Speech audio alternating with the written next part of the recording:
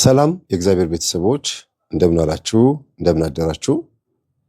አሜን። የአምላካችን የጌታችን የመድኃኒታችን የኢየሱስ ክርስቶስ ስሙ ከአጽናፍ እስከ አጽናፍ ከፀሐይ መውጫ እስከ ፀሐይ መጥለቂያ በፍጥረት አንደበት ሁሉ የተመሰገነ ይሁን። የገጠሩን ማህበረሰብና የከተማውን ማህበረሰብ የሚያስተሳስር ነው ስል በጤፍና በስንዴ ከገበሬው ተቀብለን እንደምንበላው እንደምናስፈጨው አይደለም፣ ወይም ደግሞ በሌላ ነገር አይደለም። በባዕድ አምልኮና መጥፎ በሆነ ባህላችን በኩል አንድ የምንሆንበት ተሳስረን ክፉ ነገርን ለማሳደግ ጥረት የምናደርግበት ማንነታችንን ነው ያስተሳስረናል ያልኩት ዛሬ ማብራራው ማለት ነው። መልካም ነገር ብዙ አውርተዋል ብዙ አባቶች።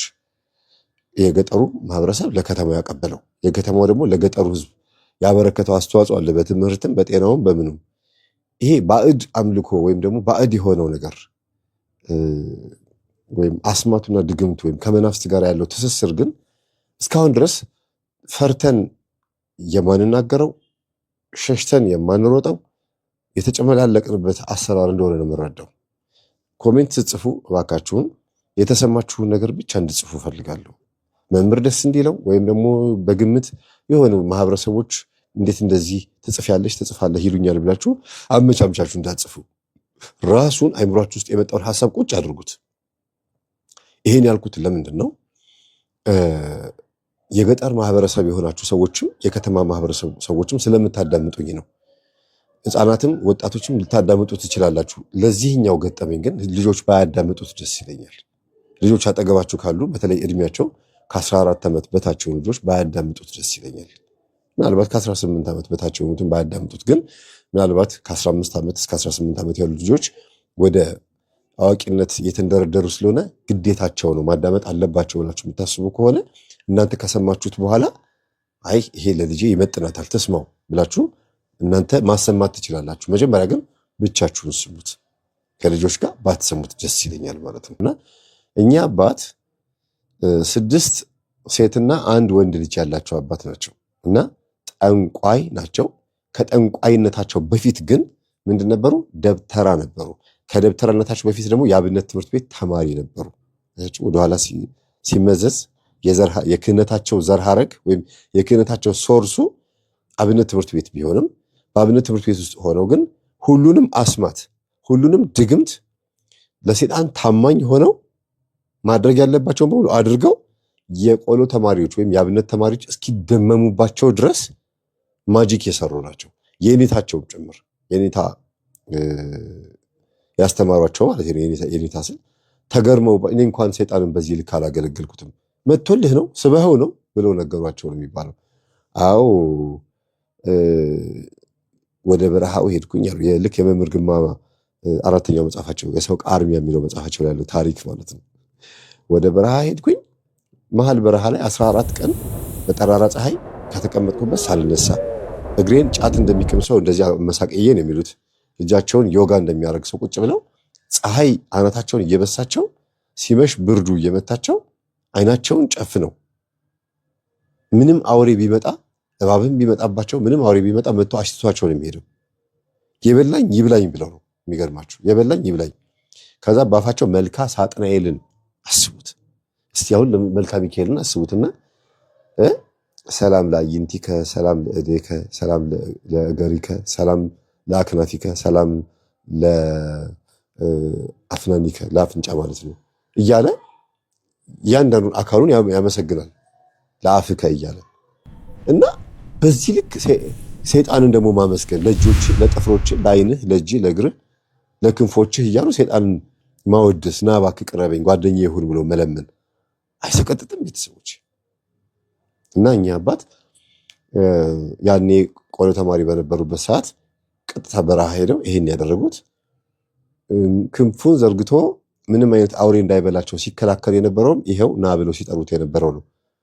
እና 14ኛው ቀን ላይ አይናቸውን ግልጥ ሲያደርጉ ከአጅሬው ጋር ፊት ለፊት ነው የተፋጠጡት። እዛ በረሃ ላይ መሬቱ ስንጥቅጥቅ ያለ በረሃ ነው። ሆን ብዬ ነው የሄድኩት ነው የሚሉት። እሱ ከፊት ለፊት የሆነው እያወራሁት ከሱ ኋላ በጣም ብዙ አንበሳ ምናምን እርስ በርስ እየተነካከሱ እየተገዳደሉ ወደኔ ዘሎ ሲመጡ ያኛው እየተከላከለ እኔ ልቤ ሳይደነግጥ ሳይፈራ ከዛ ከመንፈሱ ጋር ከስጋ ለበስ አጋንንቱ ጋር አወራን እና የተገለበጠ ፊት ነው ያለው ነው የሚሉት። የሚታየኝ እንደዛ ነው። ይሄ አፌ እንደዚህ እዚህ ጋር አይንም እንደዚህ ይሄኛው ፀጉሩ እንደዚህ የተገለበጠ ማለት ነው አስቡት። እና እንደዛ ነው የሚታየኝ ነው የሚሉት። እንዳለየው ነው የሚሉት። ግን ሰው ነው ያስፈራል። ኢቭን የጭንቅላቱ ቀንዱ አሉ ከተገለበጠ ፀጉሩ እዚህ ጋር የሚሆነው እዚህ ጋር ነው ቀንዱ እንደዚህ ብሎ መተው እንደዚህ ነው። ዛሬ ላይ ማንን ይመስላል አሉኝ? ባፎሚትን ይመስላል። ባፎሚት ማለት ይሄ 5 ጭራ ያለው ኮከብ ውስጥ ያለውን ቅርጽ ማለት ነው። ኮከብ ውስጥ ያለው ፍየል አይደለም እንደምትመለከቱት ማለት ነው። ይሄንን ነው የሚመስለው አሉ እና በጣም ይገርማል። አውርቶኝ ዘና ብሎ እንደ ሰው ነው የሚያወራው። ምግብ ትበላለህ አለኝ። አዎ ምግብ ሆዴ በአንድ ጊዜ ሞላሉ። ጠገቡ። ልክ በልቶ እንደጠገበ ሰው ሆዴ ሞላሉ። እንደዚህ ነው ማኖርህ እና አብረን እንድንሰራ ስለጠራኸኝ አመሰግናለሁ ብሎ ሰይጣን ራሱ አመስግኖኛል አሉ እና ሰይጣን ያመሰገነው ደብተራ ታሪክ ነው እንግዲህ የምነግራችሁ ማለት ነው። እና ወደ ዋና ታሪክ ሲመጣ እንዲህ አይነት ተዋርሶ አድርገው ነው ሰይጣኑን ተዋርሶት ከዛ ወዲያውኑ አሁን እንደሄድክ እናትህን ትገናኛለህ አለኝ ነው የሚሉት። እናታቸውን ሄደው ተገናኝ ያወጣት ከእናት ቀጥሎ ደግሞ በወሩ እህትህን ትገናኝልኛለህ አሉ። እህቱን ከተገናኘ በኋላ ደግሞ ጎረቤት ላይ እጅግ በጣም የምትጠበቅ ድንግል ሴት ለዲያቆን ልትዳር የተዘጋጀችን ሴት እቺ ልጅ ወድጃታለሁ አለኝ ነው የሚለው። እና ልክ እንደ ማን ነው መሰላችሁ የሚያናገረው? እንደ ቬነም ቬነም የሚባለውን ፊልም አይታችኋል? ፓርት 1 እና ፓርት 2። ቬነም ማለት ማንን ይወክላል መሰላችሁ? ዛሬ ላይ ስም ባልጠቅስም የጠቋር መንፈስ ያለባቸው ሰዎች ሆነው በቀጥታ አፋቸው ላይ ሆኖ የሚያወራባቸው ሰዎች ማለት ነው። ጥቁሩ ነገር መንፈሱ ማለት ነው ከሰውየው ይወጣና ያዋራዋል። ያ ጥቁሩ ነገር ለሰዎች አይታያቸውም። ለዚህ ሰው ብቻ ነው የሚታየው። እና ተስማምተው ነው የሚኖሩት። ቬነምን ያላያችሁ ሰዎች እዩት። እጅግ በጣም ነው የምትገረሙት። እኔ ነጮች እንዲያውም እንደገባቸው መጠን እኛ አልገባንም ብዬ ነው የማስበው። እነዚህ የኛ ትምህርት የሚቃወሙ ሰዎች በተለይ አልገባቸውም ብዬ ነው የማስበው። ትዕግስቱ ያላችሁ ሰዎች ቬነምን 1 እና ቬነም 2 በደንብ ይዩት። ምን ለማለት እንደፈለጉ ጠቋር መንፈስ ማን እንደሆነ እላያችን ላይ ሆኖ እኛ የምንፈልገውን ነገር ሊታዘዝ የተቀመጠ ጂኒ፣ ልክ እንደ አረቦች አይነት ጂኒ ማለት ነው። ምግብ አምጣ፣ ወርቅ አምጣ እንዲታዘዝ ብላችሁ ታዙትና ከሆነ ጊዜ በኋላ ግን እሱ ማዘዝ ይጀምራል። ምንም ነገር ስልጣን አይኖራችሁም በራሳችሁ ማንነት ላይ። ቬነምም እንደዛ ነው የሆነውና ይሄ ደብተራ አሁንም እላችሁ ደብተራ ልክ እንደዚህ ነው የሆነው። ላይ ሆኖ ያዘኛል የሚሉት እንዲህ አድርጊ፣ እንደዚህ አድርግ፣ እንደዚህ አድርግ፣ ሊሆን የማይችል ነገር ያዘኛል። ከዛ እንደዚህ ከሆነ አብረን መዝለቅ አንችልም ብዬ ወደ በረሃ ተመልሼ ሄድኩኝና እንለያይ አልኩታል። ከተለያየን አንድ እግርህን ሰብሬ ነው እንለያየው አለኛል።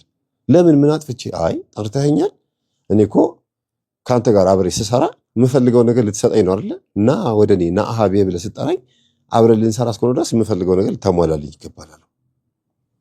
ከዛ መንፈሱም አጠገቤ ተቀምጦ እኔ ደግሞ ብቻዬን እኔ ሆኜ ሐሳብ ገብቶኝ 2 ቀን ሙሉ መሽቶ ነጋሉ። ሐሳብ ሆኖብኝ ህዝቡ ሊጨርስብኝ ነው ላይ ሆኖ ምናምን ብዬ አማዋለሁ አሉ። ሳማው ይሰማኛል። ጸጥ ብሎ ካዳመጠኝ በኋላ ሁሉን ያወራሁን ያሰብከውን ነገር ሁሉ ተሰምቻለሁ እና ይሄን ማስቸግርህ ለ1 ዓመት ብቻ ነው አለኝ ነው የሚሉት። ለ1 ዓመት ብቻ። ከ1 ዓመት በኋላ አንተ ራስህ ሀብታም ስለምትሆንና የምትፈልገውን ነገር ስለምታገኝ እኔም ካንተ ጋር መቀጠል አልፈልግም፣ አታዛልቀኝም አለኝ ነው የሚሉት። በአንተ ላይ ሆኜ ግን ማድረግ የምፈልገው ነገር ማድረግ፣ ወደ ከተማ መግባት እፈልጋለሁ በአንተ ላይ ሆኜ። ልክ በእባብ ላይ ሆኖ ሰይጣን ወደ ሔዋን እንደመጣው በረሃ ላይ ነበረ። ወደ አዳም ሄደን እስቲ ለአዳም አባታችን እንስገድለት ስም ላወጣልን አዳም አባታችን ብለው እንስሳት ሲመጡ ሰይጣንም ከእባብ ጋር አብሮ ተዋህዷት እንደ ቅቤ ቀልጦ ገብቶባት ከዛ አብሮ መጣ ነው የሚለው አይደለም። ልክ እንደዛ ነው ይሄ መንፈስ ከዚህ ሰው እየሆነ ያለው። ምን ነግራችሁ ተረት ሊመስላችሁ ይችላል። እኔ ራሴ ልክ እንደናንተ ይሄ ነገር እውነት ነው አይደለም አባባ ብዬ ስጠይቃቸው ጊዜ ልጄ ካላመንክ ለምን ትመጣለህ እዚህ ድረስ ነው የሚሉት። እዚህ ድረስ ለምን መጣህ? እንዲህ ያለ ህይወት እንደሚኖር ማሰብ ነበረብህ። ይሄን ሁሉ ስላንተ እኮ ቀድሞ ተነግሮኛል አሉ። ማለት መንፈሱ ሳይሆን የነገራቸው ሰዎች ማለት ነው። ተነግሮኛል፣ ሁሉ ነገር የሚያውቅ ሰው ነው። እንደዚህ በተለይ ስለ መናፍስት ምናምን ብዙ ነገር የሚያውቅ ሰው ነው ተብያለሁ። ምን ለምን ትደነቃለህ አሉ። የማላውቀውን ነገር ደግሞ እየነገሩኝ ነው አልኳቸው። ሁሉ ነገር ያውቃል እኮ የተባልኩት በእግዚአብሔር ጥበብ፣ ይሄ አምጥቶ ደፍቶብኝ አይደለም፣ እንደዚህ እያዳመጥኩኝ ነው እኮ ያወቅኩት ብዬ አልኳቸውና እሺ በል አዳምጣውን፣ አትደነቅ። ብዙ ስትገረም፣ ብዙ ስትደነቅ፣ ብዙ ማዳመጥ የሚገባህን ታሪክ ላታገኝ ትችላለህ። ምክንያቱም በጣም በተደነቅ ቁጥር አውቀህ ነው የሚመስለን፣ እያላገጥክ ነው የሚመስለን ምናምን አሉኝና የተረዱበት መንገድ በጣም ግራ ገብቶኝ እኔም ራሴ ይቅርታ አባቴ ቀጥሉልኝ ታሪኩን ብያቸው ነውና ታሪካቸውን እኔ ለምን ሄጄ እንደሰማሁኝ በኋላ ለምታዳምጡት እንዴት እንዳገኘኋቸው። እዚህ ጋር ግን አሁን ታሪኩ ፍሰቱ እንዲቀጥል ነው ለእናንተ ቀድሜ ይሄን የነገርኳችሁ። እንዲህ አይነት ተዋርሶ ያደረጉ አባት ናቸው።